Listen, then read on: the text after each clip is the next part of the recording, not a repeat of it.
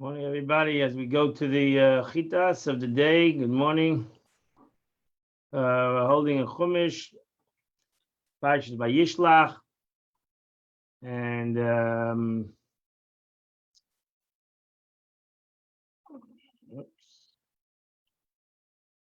today is Tuesday, the third reading in Parshas Vayishlach.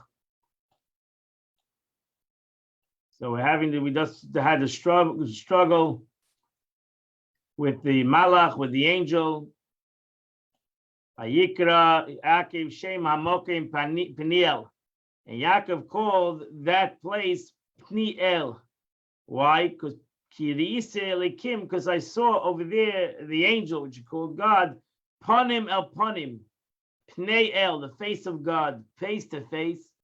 Vatinotzel Nafshi, and my soul was saved. So now she says, Vayizrach Le Hashemesh. The Torah continues, verse 32. Vayizrach Le Hashemesh, and the sun rose. Kasha'ava Paniel, like he went, when he passed that place called Pniel, which he called it. And he was limping on his thigh. Because he had the guy hit him on the thigh. Vayizrach Le Hashemesh, Rashi says, Loshim b'nei Adamu. This is a common expression. We have arrived in such and such a place as dawn broke for us. So this expression, Vayizrach, the sun, so to say, rose. It became daybreak. This is a simple explanation. The Medrash Haggadah says no. The Medrash says actually that the sun rose for him to heal his limp. As it says, the sun of mercy with the healing of it in its wings. Those hours that hastened to set him when he left Beersheba, it hastened to rise him for him. So over there, it says, Vayifga v'amokem v'yolim ki bo hashemesh.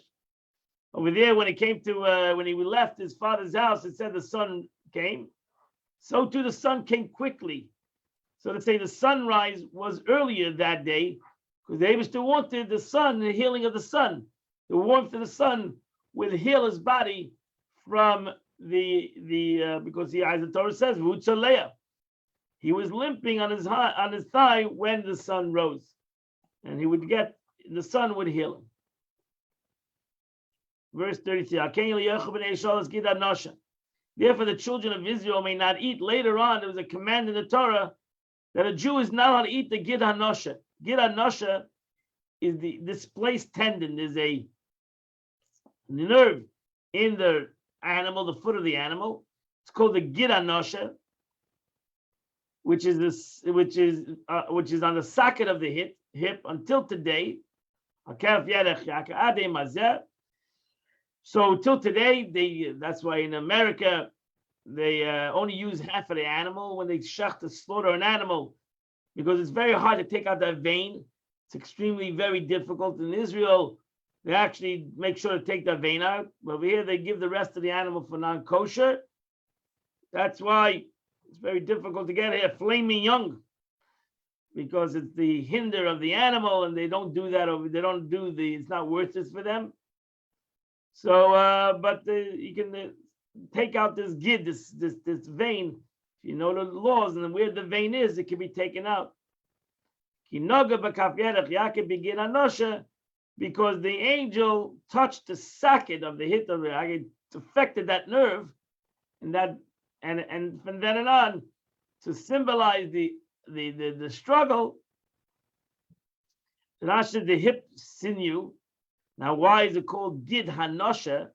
Because it sprang Nosha out of its place. When Yaakov, why was he limping? Because the angel hit his hip, and that moved the tendon out of its place, and he was in great pain. Yaakov uplifted his eyes. And behold, he saw that Esav was coming. And a whole, he's not coming himself. He's come with 400 men. So he divided his children with Leah, with Rachel, and two mates. And he put his maidservants and his children and their children first. And then he put behind them, he put Leah and her children, and he put Rachel and her child all the way in the back. For the back, the more beloved, he felt as he over here they were gonna try to appease, so to say, Esau. And he went in front of them. He went in front of them. And he bowed down 7 times until he came to his brother. So he said, if that scoundrel comes to fight, he'll have to fight me first. But what happened was, Yoretz Esav Lekrosei, and Esav ran towards him. And he embraced him. And he fell upon his neck. And he kissed him. And they wept. You see in the word Vayishakehu, there's a dot on each word. Rashi is going to mention about it. There's a dot on each letter of the word. So Rashi is Vayishakehu. He embraced him. His compassion was moved when he saw him bow down to him all those times. Vayishakehu, and he kissed him. There are those dots above the word. Because of the controversy concerning the matter in the Braisa in Sifri. Some interpret the dots to mean that he did not kiss him wholeheartedly. It's well-known tradition that Esav hates Yaakov. But his compassion was moved at that moment. And he kissed him wholeheartedly. Rabbi Shimon Yochai disagrees. And says, Vayishakehu, why there is a dot in it? Not because he became loved him forever. At that moment, he loved him. Vayisa Seinav, he uplifted his eyes. Vayas Anoshim, he saw all the women, Vasayiladim, all the children. Vayemem mi elalach, who are these to you? Vayemes Yaakov Avinu said, Ayiladim, the children. Ashachana lekimas avadecha, which from God has favored your servant. So now she says, who are these to you? What does that mean? Who are these to be yours? That's what he meant. Why did you deserve all this? Instead, he answered him, you're right, I don't deserve it. But God was gracious, favored your servant. God was gracious to me. And that completes the Chumash of the day. We now go to the Tanya of today. We continue we're still in the 4th essay of the Alter Rebbe.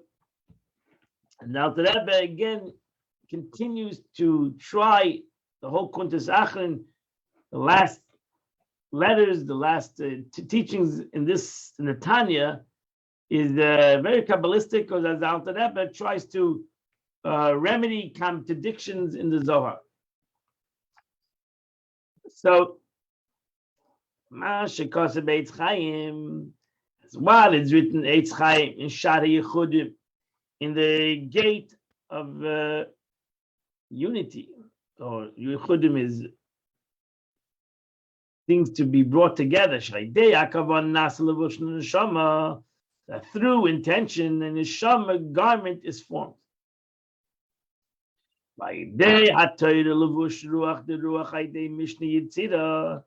through the study of Torah, a ruach garment of Yitzira is formed through the study of Mishnah.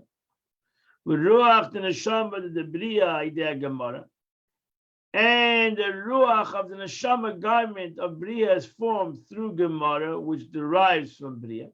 Right. So we once learned before that every thing in Torah comes from a different level in the upper spiritual world, right? Because Torah is compared to water.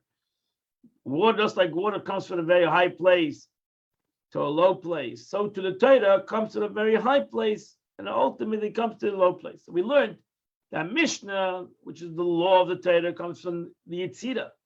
Gemara, which is the oral tradition of the Torah, its explanation comes from the world of Bria.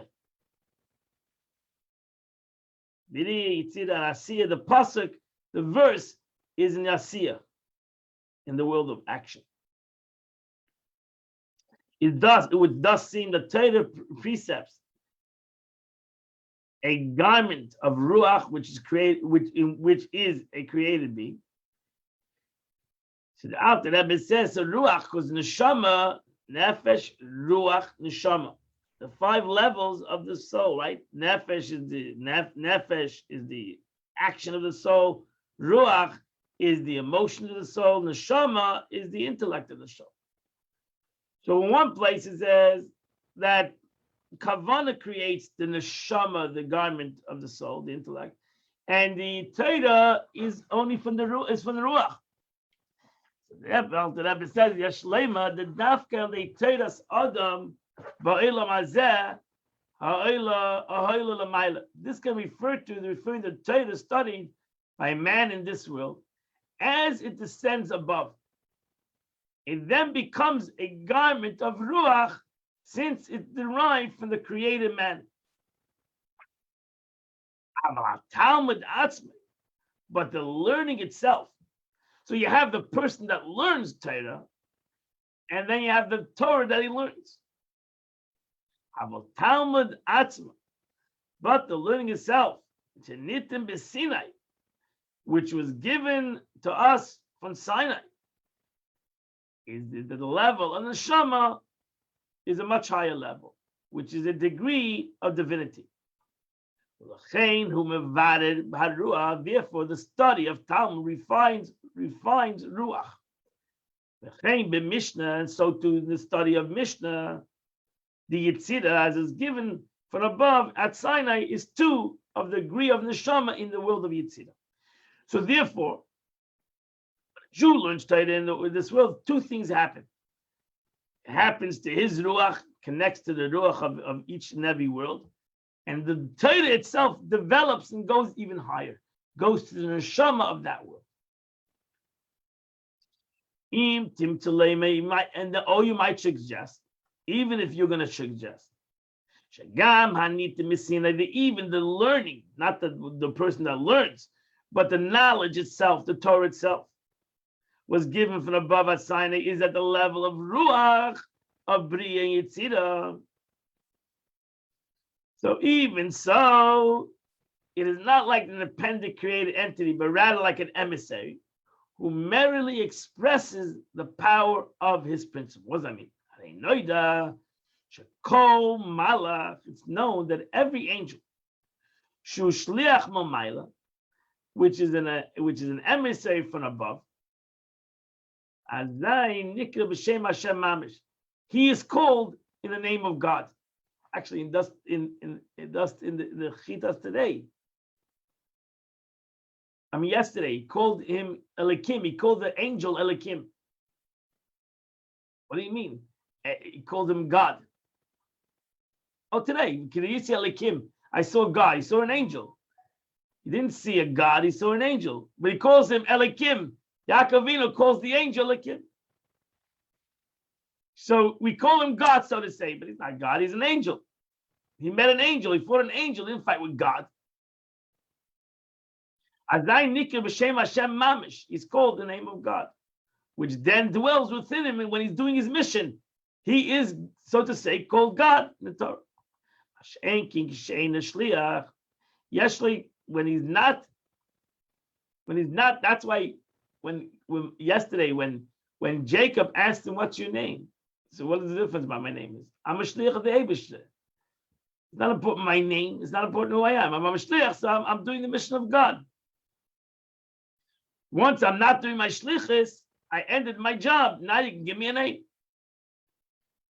But I'm doing my shlichus. I'm God, so to say. If he's not a messenger, he has another name according to the manner of his service. So Gavriel was called Gavriel because that we know what his job was. Once he's doing his job, he's called in the Torah Elikim. Azai Kodei, then he proclaims, Kodesh, Kodesh, Kodesh Hashem. Holy, holy, holy is God. Because when he's not doing his service, then the God is separate from him. He calls God, holy, holy is God. But the word Kodesh, holy, implies separation. So we thus see that it's entirely possible for a created being, which is even an angel. Angels are created being. So it's possible in Kabbalah, so to say, in Torah, for a created being to be called by the name of actual divinity. So for another example, like Kim Nitza, that the Eibishter, that's in a group of law of court. The court is called Lakim, God. The group of rabbis, they're not God, but they call him God. Because when they're doing the service of HaKadosh Baruch Hu, they're doing the job of God. In the Torah, we give them the name God.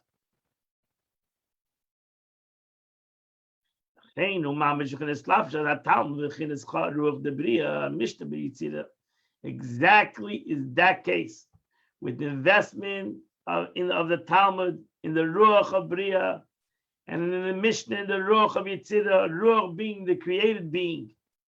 Hem shluchei Hashem. They become the messengers of God. Meaning the vessels of Malchus of the world of Atzilus. External vessels of the Talmud, and the internal intermediate vessels of the Mishnah.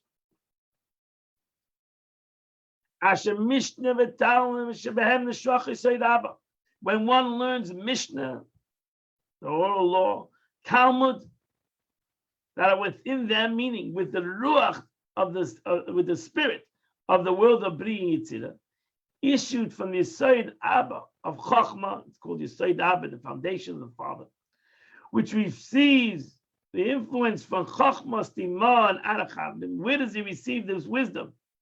He receives this wisdom from the hidden wisdom, Chochmah Stima, from the higher wisdom of Aracham, which is Chochmah of Kesed, and which is closed Eid Ein Sof. So when a person learns God, learns Torah with the spirit, and he does it with ruach, with his emotions, avas Hashem and yiras Hashem, it ultimately reaches up to the highest levels, and ultimately within the highest worlds comes down Eid Ein Sof, so to say, God Himself. So the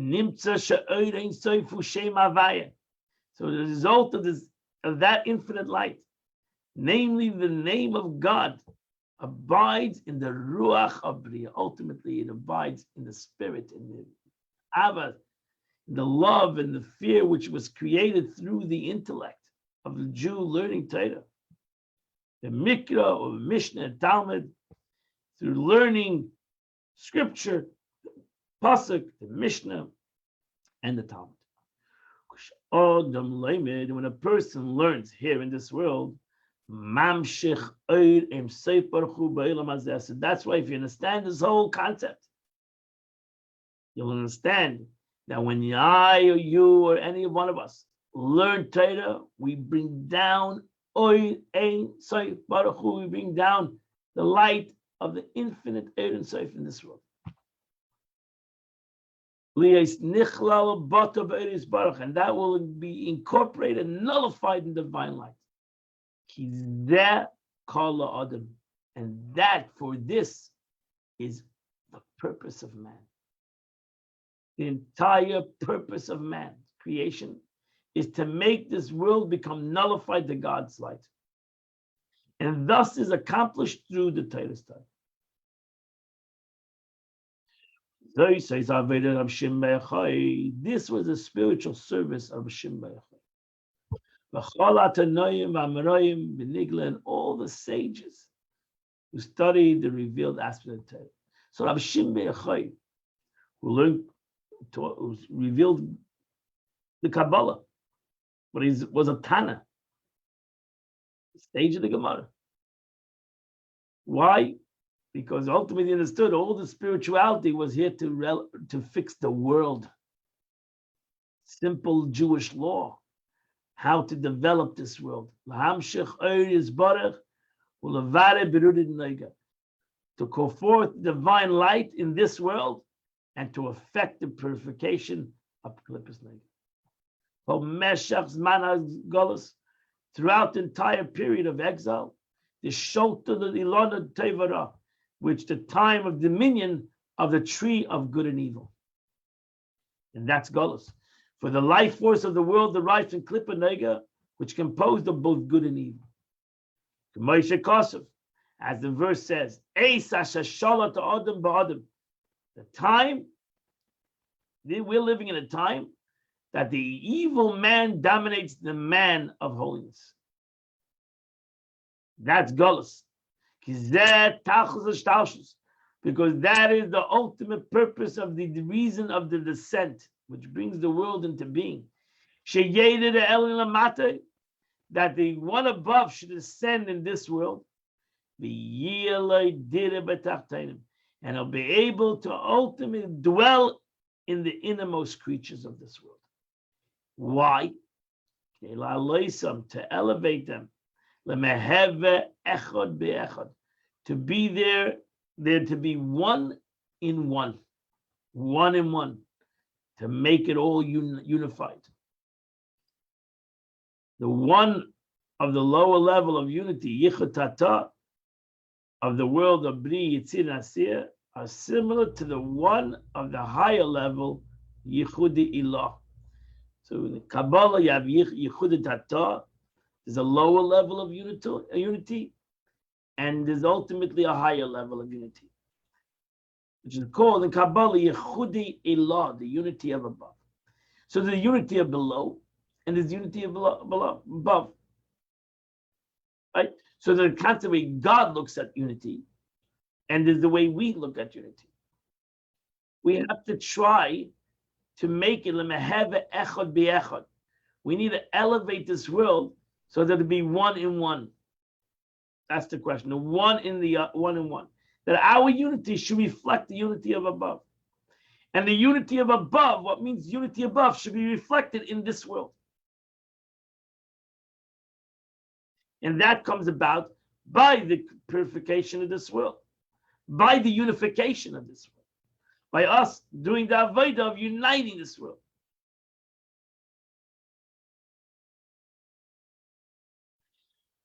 And that only a human being can do. In contrast to spiritual service of the angels, which their service is only intellect. They love God, they serve God 100%. So you might say, what does God need us? If he has billions of angels. So if they can do the job and they can do it better than us, why does he need us? Because they cannot do it in the physical world. They're totally intellectual. So therefore, the truth is, they never came down. It's really only a concept of departure. For they're in a state of longing and self-nullification to God. There's never a concept of bringing it down. They're always in a concept of going higher. The service is always in the aspect of going higher and higher. The true intention of creation is that God is brought down below. Not a state of departure, but a state of coming down. Now we understand how angels are created. Exo Nilo. Through the study of Torah, even without prior intention. Because such study is only a concept of ruach. There's no real intellect. It's only emotional. So why am I studying? Not because I have any kavanah, because I have an emotion to it. Whether I'm afraid of not studying it, whether I have a love of studying, which is not divinity at all.